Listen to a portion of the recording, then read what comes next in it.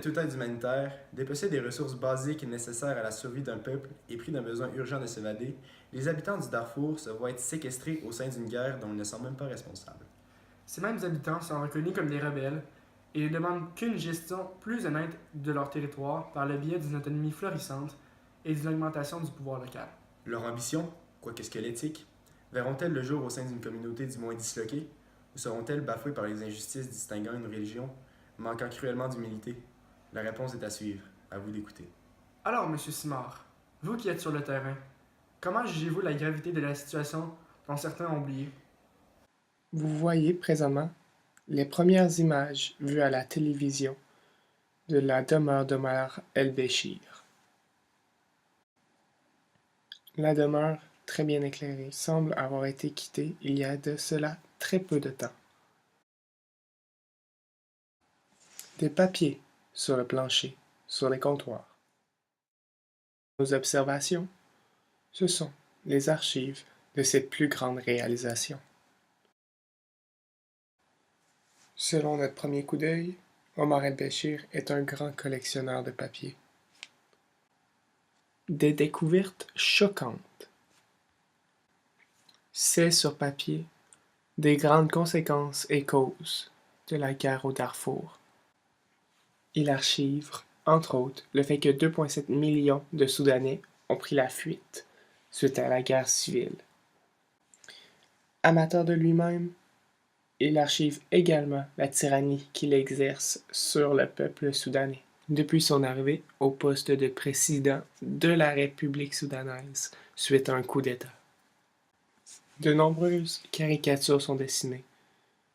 Elles démontrent qu'au bilan, jusqu'à présent, 300 000 civils sont morts de la guerre depuis plus de 40 ans. Accusé de crimes de guerre et de crimes contre l'humanité, il n'est pas impressionnant qu'il archive les guerres civiles et les armes chimiques qu'il utilise envers la population. Malgré le fait que démocratie est marquée sur le bout de papier, elle ne règne pas au Soudan. Il démontre de l'arrogance.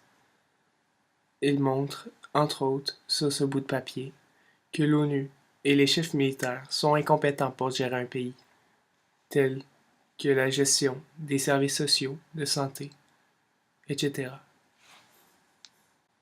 Que de découvertes impressionnantes ces bouts de papier. De retour à toi, Julien.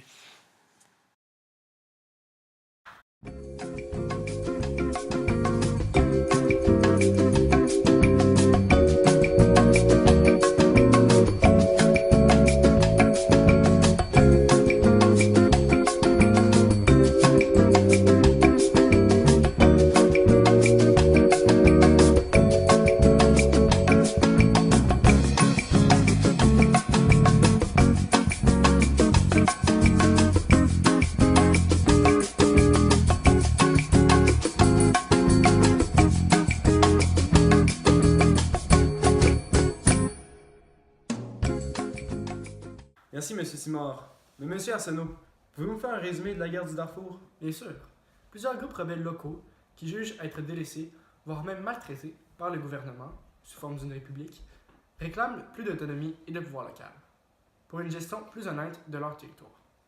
À mesure d'envoyer des forces arabes par le président face à ces mêmes groupes de rebelles, le conflit s'est ethnicisé, confrontant les Arabes et les Africains, alors que pratiquement tout le monde est musulman. De nombreux traités de paix ont été signés, mais il y a toujours des factions rebelles pour les confronter et pour se venger des crimes de guerre d'Omar el-Béchir. L'armée de libération du Soudan, en outre, se révolte encore contre ces crimes et les conséquences de la guerre face aux habitants sans défense. Merci.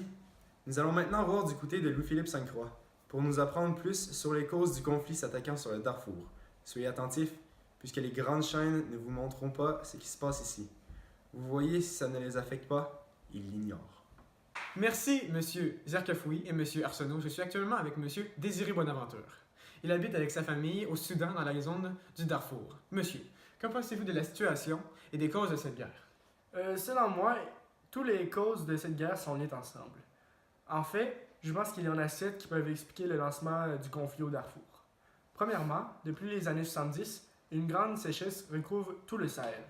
De plus, plusieurs guerres ont eu lieu au Tchad, situé à l'est du Darfour, et celles-ci impliquaient des peuples en provenance du Darfour et ont eu une influence directe sur la guerre du Darfour. Par la suite, il y a le fait que la population a doublé en 20 ans, ce qui est un immense accroissement démographique.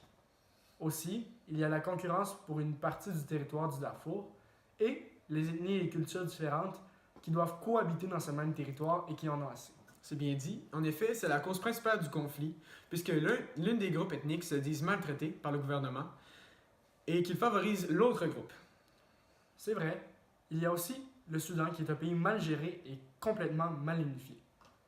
On peut penser aussi aux trouvailles de pétrole dans l'ouest et le sud du Soudan qui intéressent plusieurs pays influents tels que la Chine. En effet, la guerre du Darfour est non seulement un conflit ethnique, mais aussi une lutte pour les ressources pétrolières que l'on peut y retrouver. Nous apprécions beaucoup, monsieur, mais nous retournons à vous, monsieur Zerkefoui et Arsenault. Merci, chers confrères. En définitive, les conséquences sociales, humanitaires, politiques et socio-économiques définissent un tel conflit. Comment un peuple en guerre est censé pouvoir subvenir à ses propres besoins? Il ne suffit pas de survivre. L'aspect d'une vie, vue comme épanouie et heureuse, est primordial. N'oublions tout de même pas le manque flagrant d'exposition par les médias qui démontrent aussi la préférence de ces derniers envers les conflits touchant les pays développés. Bref, ce manque d'étalage des atroces nouvelles résultantes d'un contrôle dictatorial causant la famine, l'inégalité sociale et économique ainsi que l'horreur qui prédomine prouve que les abominations récurrentes du Darfour ne sont pas prêtes de voir la fin du tunnel. À présent que vous êtes informés de l'invivable mode de vie des Soudanais, mérite-t-il votre attention? Merci d'avoir regardé le téléjournal des Îles de la Madeleine. On se revoit dans une prochaine. Yeah, my dude.